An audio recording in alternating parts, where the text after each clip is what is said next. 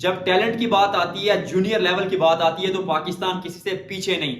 Emerging Asia cup rising star championship जीतकर पाकिस्तान ने दिखा दिया कि वो किसी से पीछे नहीं है। और उन लोगों को और उन साबिक क्रिकेटर्स को जवाब मिल गया जो कहते थे, जो पीआर चलाते थे कुछ खिलाड़ियों की, कि भाई बाबर और रिजवान को वापस लेके आओ, क्योंकि बैकअप हमारे पास तैयार नहीं है, हमारे पास टैलेंट ही नहीं है, पीछे खिलाड़ी मौजूद नहीं है। मिल गया जवाब। मैं उस वक्त भी आपको कहता था, अभी भी कहूंगा कि ये किस मुल्क की आप बात कर रहे हैं, जिसके छतों पर क्रिकेट खेला जाता हो, जिसके गली कुचू में क्रिकेट खेला जाता हो, जहां माँ बाप खुद जो है बच्चों को गेंदबाजी कराते कि भाई तुम बल्लेबाजी कर लो, अपने सहन में क्रिकेट खेलते हैं। ऐसे मुल्क के बारे में आप बात करते हैं कि टैलेंट नहीं है, लेकिन मसला ये है कि आप टैलेंट को तैयार नहीं करते। कल से मैं देख रहा हूं कि भाई सोशल मीडिया पे बातें चल रही हैं कि मास सदाकत को टीम में लेके आओ, साद महसूद को टीम में लेके आओ, सुफियान मुकीम को जल्द अज जल्द टीम में खिलाओ, ब्ला ब्ला ब्ला। आई मीन इतनी जल्दी क्यों करनी है? ठीक है, जज्बात में हैं आप लोग, शादियां ने बजाएं, जीत की खुशी बनाया, आपने भारत को हराया, आपने ओमान को, यूएई को, श्रीलंका को, जो आपके सामने आया आपने सबको निस्तो नाबूद किया।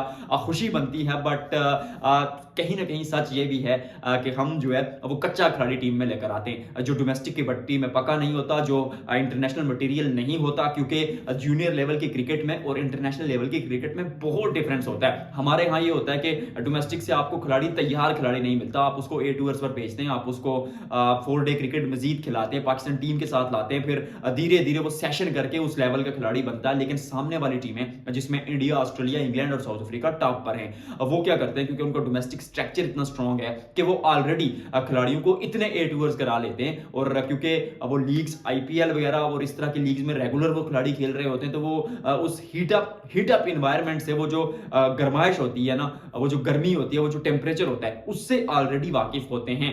जबकि पाकिस्तान में क्या होता है, PSL also is that sort of league, लेकिन 6 टीमें थी, सारे खिलाड़ियों को मौका नहीं मिल पाता था, और अगर मौका मिले भी तो 1 या 2 मैचेस में परफॉर्म करके टीम में आ जाते थे, वो पूरे पूरे सीजन नहीं खेलते थे। जबकि सामने 2-3 आईपीएल सीजन खेले होते थे, 70 से 60 फर्स्ट क्लास मैचेस खेले होते थे। पाकिस्तान में तो फर्स्ट क्लास क्रिकेट खेलने का रुझान ही एक समय खत्म हो गया था। तो अभी मास सदाकत बहुत रन बनाए, 136 की एवरेज से 258 रन बनाते हैं, 7 विकेटें भी ले जाते हैं, फिर इकोनॉमी रेट सिर्फ 4 का होता है, स्ट्राइक रेट 177, मतलब कितने स्टैट्स गिनो यार, अनबिलीवेबल खिलाड़ी। लेकिन 20 साल का लड़का है, अभी पीएसएल में पिछले साल खेले थे, डेब्यू पे 50 बनाया था, फर्स्ट क्लास में 100 बनाया, हांगकांग सुपर 6 टूर्नामेंट जीत कर आए, बट स्टिल आई बिलीव कि एक फर्स्ट क्लास सीजन और खेलने दीजिए, कोई जल्दी की जरूरत नहीं है। इसी तरह साद महसूद ऑलराउंडर की भूमिका निभाते, गेंदबाजी अच्छी करते, बल्लेबाजी अच्छी करते, क्लच मूवमेंट्स पर पाकिस्तान के लिए परफॉर्म किया। But why you need that sort of player in Pakistan cricket team, जब आपके पास मोहम्मद नवाज और शादाब खान का आपके पास ऑप्शन मौजूद है।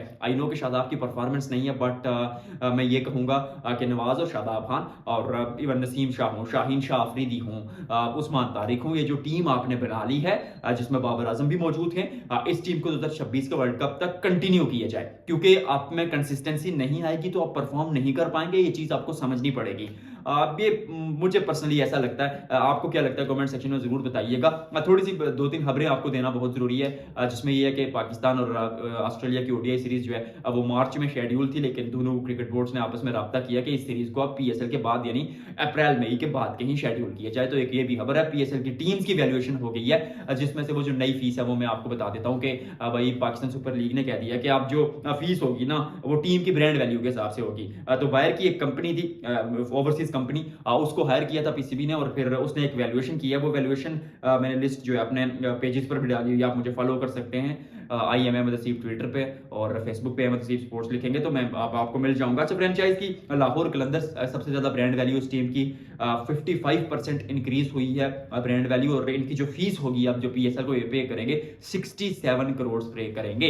ये 20-22 करोड़ में टीम बिकी थी, लेकिन अब जो है ये नए कॉन्ट्रैक्ट के मुताबिक 67 करोड़ देंगे। कराची किंग्स 64 करोड़ दूसरे नंबर पर मौजूद, उनकी 43% इंक्रीमेंट हुआ है। सबसे ज्यादा जो इंक्रीमेंट हुआ है शावर जल्मी का हुआ, वो बाबर आजम के आने से, वो जावेद आफरीदी, वो डैरन सेमी, वो पूरा एक ब्रांड बन गया। 79% इंक्रीज हुआ है, लेकिन क्योंकि इनकी पहले फीस कम थी 10-12 करोड़ के आसपास, तो 49 करोड़ रुपीस ये देंगे। और इसी तरह Islamabad United 48 crore with 87% increase, बहुत ऊपर इनका ग्राफ भी गया क्योंकि टाइटल्स इतने जीते। और उसके अलावा 34 करोड़ 80% इंक्रीज में इनके बाद कोयटा ग्लैडिएटर्स। आप पूछेंगे मुल्तान सुल्तान का नाम क्यों नहीं है? मुल्तान सुल्तान का नाम इसलिए नहीं है क्योंकि अभी तक उनका कॉन्ट्रैक्ट जो है वो रिन्यू नहीं हुआ और अली तरीन और सलमान नसीर, पाकिस्तान क्रिकेट बोर्ड और पीसीबी ये मिलकर ना एक केस बना चुके हैं ऑलमोस्ट मुल्तान सुल्तान्स पर कि मुल्तान और पीसीबी में कोई मतलब इश्यूज चल रहे हैं, कोई वैल्यूएशन के हवाले से, कोई पेमेंट के हवाले से। और वो जो